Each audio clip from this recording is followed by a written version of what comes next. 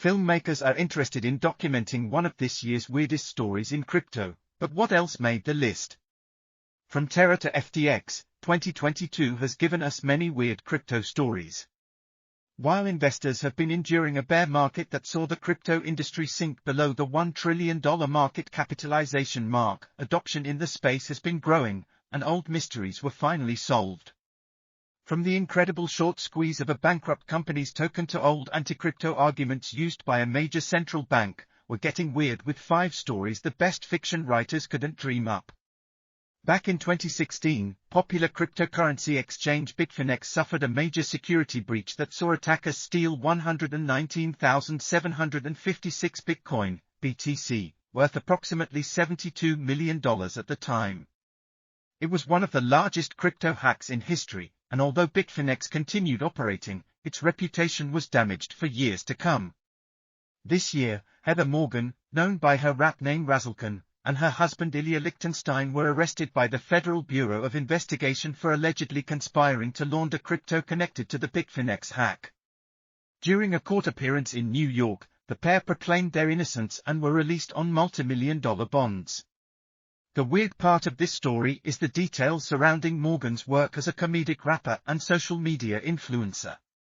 One of her songs even says it is dedicated to the entrepreneurs and hackers, all the misfits and smart slackers. Morgan, who calls herself the Crocodile of Wall Street, was labeled a master of deceit and deception by federal authorities. While her home was being searched, Morgan allegedly asked federal agents for permission to retrieve her cat from under the bed and, while doing so, tried to lock her phone.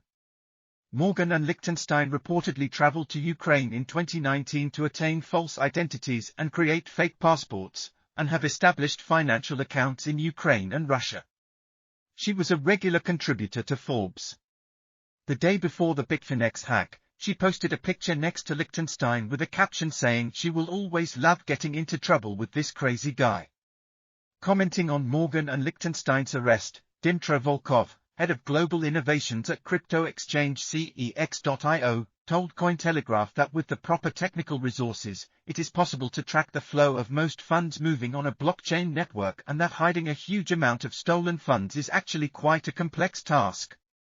Notably, the pair isn't being charged with the hack but laundering the stolen funds. The sordid details of the story have even caught the interest of filmmakers. Hulu is producing a true crime limited series about Morgan's life, and Netflix has ordered a docuseries on the story.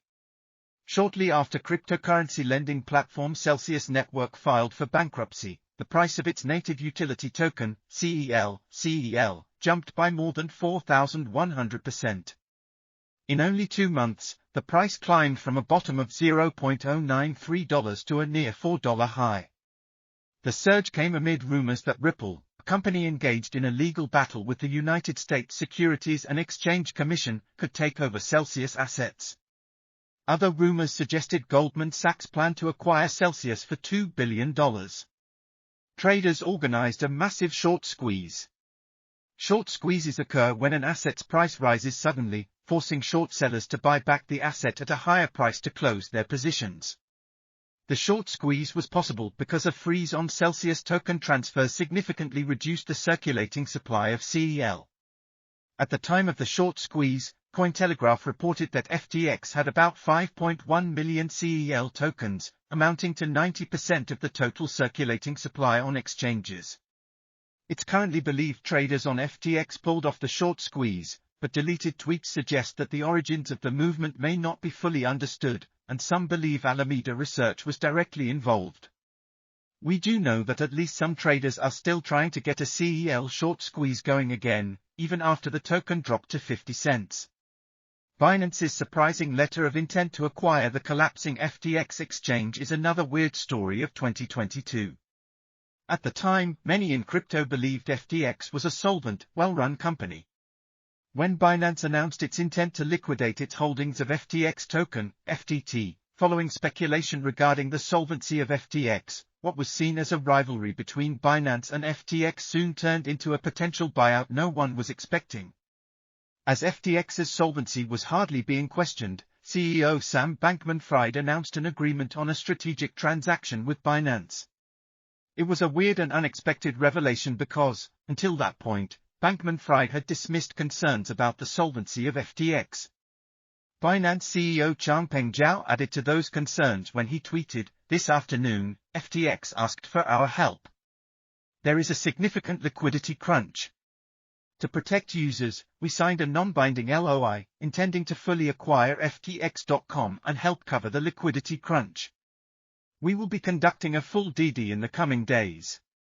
The deal fell through the next day after Binance conducted its due diligence, with the reasons becoming clear soon after.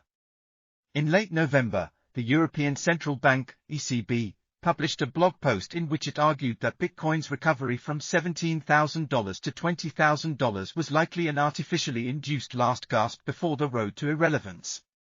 The ECB said that Bitcoin is rarely used for legal transactions and that real Bitcoin transactions are cumbersome, slow and expensive. The central bank daringly wrote that Bitcoin has never been used to any significant extent for real-world legal transactions.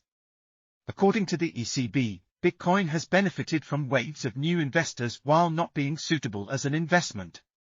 It doesn't generate cash flow or dividends, nor can it be productively used or provide social benefits. The statement argues that blockchain technology has created limited value for society and that the Bitcoin system is an unprecedented polluter. It also suggested that cryptocurrency promotion bears a reputational risk for banks. Every point the ECB brought up has been used to attack the cryptocurrency community, and every single point has been rebuffed. The ECB has recycled several crypto myths that have been used to hold the industry back. The post comes as the ECB accelerates progress on developing a digital euro. One of the post's authors, Ulrich Bindseal, has authored numerous posts on central bank digital currencies. Besides the recycled myths, what's weird is the ECB's unclear angle, as many don't consider CBDCs to be competing with cryptocurrencies, which are often seen as a way to exit the shortcomings of fiat currency systems.